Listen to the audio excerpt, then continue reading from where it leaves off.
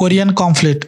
South Korea, north Korea ఈ రెండు దేశాలు ఎప్పుడు చూసినా న్యూస్ లో ఉంటాయి. దానికి రెండు కారణాలు ఉన్నాయి. సౌత్ కొరియా వచ్చి ఏమైనా కొత్త టెక్నాలజీ లేక ఫ్యాషన్ లేక శాటిలైట్ లాంచ్ చేయడం లాంటి విషయాల్లో న్యూస్ లో చూస్తూ ఉంటాం. అదే నార్త్ కొరియా వచ్చి న్యూక్లియర్ బాంబ్స్ టెస్ట్ చేయడం లేక అమెరికాకి వార్నింగ్ ఇస్తూ లేక ఎప్పుడు సౌత్ కొరియా మీద అటాక్ చేద్దామా అన్న విషయాల్లో న్యూస్ లో చూస్తూ ఉంటాం.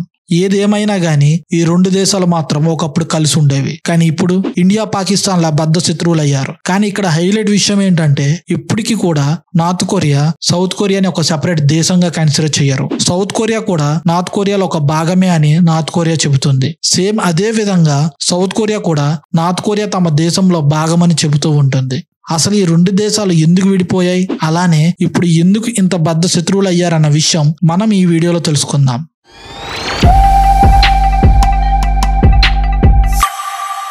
ఇక్కడ కనిపించే దేశం పేరు కొరియా. మన భారతదేశంలానే ఈ దేశంలో చాలా రాజ్యాలు ఉండేవి. అందులో ముఖ్యంగా మాట్లాడుకునేవి 4: గొగుర్యో, బేగ్జీ, గాయా, సీలా. ఇందులో అతిపెద్ద రాజ్యం గొగుర్యో. ఈ గొగుర్యోకి చైనాకి ఎప్పుడు యుద్ధం జరుగుతూనే ఉండేది. ఆ విషయం పక్కన పెడితే సీలా తన రాజ్యాన్ని ఎక్స్పెండ్ చెయ్యాలని అనుకుంటాది. దానితో పక్కనున్న గాయా అలానే బెగ్జీ అనే రాజ్యాలను ఆక్రమించుకుంటుంది. ఇప్పుడు సీలా ఒక టార్గెట్ గొగుర్యో. కానీ సీలా ఒకతే గొగుర్యోని ఓడించలేదని సీలా రాజ్యానికి బాగా తెలుసు. అందుకని శత్రువు ఒక శత్రువు మిత్రుడు అనే సామెత ప్రకారం సీలా వెళ్లి చైనాతో కలిసి గొగుర్యోని ఓడించి కొరియా మొత్తం తన కంట్రోల్లోకి తెచ్చుకుంటుంది. ఈ యూనిఫైడ్ సీలా రాజ్యం కొరియాని 247 సంవత్సరాలు రూల్ చేస్తుంది. దాని తర్వాత జోసియోన్ కింగ్డమ్ 505 సంవత్సరాలు రూల్ చేయడం జరుగుతుంది. 1910 వరకు రూల్ చేసింది. ఇదంతా హిస్టరీ అని అనుకుందాం, రాజ్యాలు ఉండే కాలం.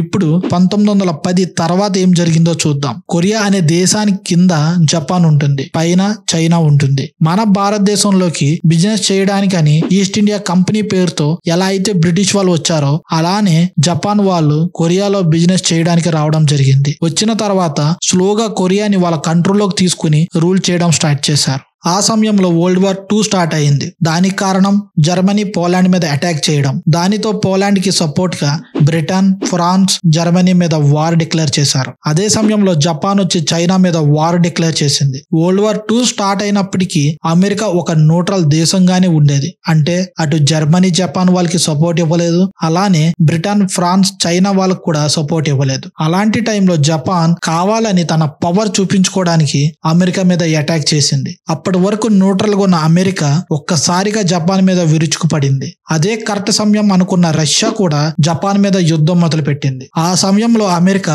జపాన్ మీద అణుబాంబు వేసింది. దానితో 150,000 మంది చనిపోయారు. కేవలం 3 రోజుల పరిధిలోనే ఇంకో అణుబాంబు వేసింది. ఈసారి 2,46,000 మంది చనిపోయారు. దానితో జపాన్ చేసేది ఏమీ లేక ఓటమిని అంగీకరించి రష్యా, అమెరికాకి జపాన్ లొంగిపోయింది. దానితో రష్యా అలానే అమెరికా జపాన్ కంట్రోల్ ఉన్న దేశాలన్నిటిని వాళ్ళ కంట్రోల్లోకి తీసుకున్నాయి. వాటిలో ఒకటి కొరియా. ఈ దేశాన్ని ఇద్దరు, అటు రష్యా ఇటు అమెరికా కంట్రోల్లోకి తీసుకోవడానికి చూశారు. దానితో ఆ ఇష్యూని సాల్వ్ చేయడానికి కొరియాని 2 ముక్కలు చేసి నార్త్ కొరియాని రష్యాకి, సౌత్ కొరియాని అమెరికా తీసుకుని వాళ్ళకి ఇండిపెండెన్స్ ప్రకటించారు. అప్పటి వరకు కొరియా ఒక ఫ్రీడమ్ కోసం ఫైట్ చేసిన కిమ్ టు సంగ్ ని నార్త్ కొరియా ప్రెసిడెంట్ గా రష్యా నియమించింది. ఇతనే కిమ్ జాంగ్ ఉన్ ఒక తాత. అప్పటి నుంచి నార్త్ కొరియాలో కమ్యూనిస్ట్ రూల్ స్టార్ట్ అయింది.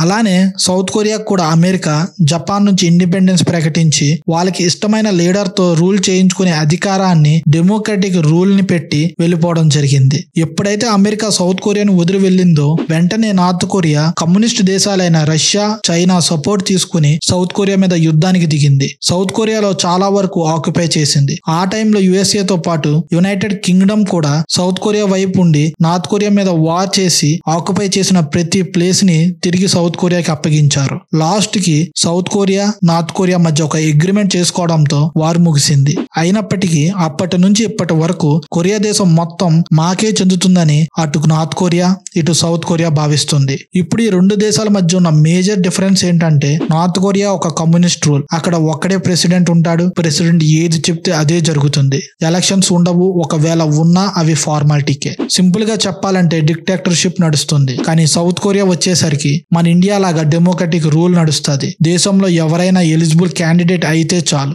ఎలక్షన్స్ లో పార్టిసిపేట్ చేయొచ్చు. గెలిస్తే దేశానికి ప్రధాన మంత్రి కూడా అవ్వచ్చు. ఇది guys north Korea and south Korea ఒక ఇష్యూ. ఇంకొక ఇంట్రెస్టింగ్ టాపిక్ తో నెక్స్ట్ వీడియోలో కలుద్దాం.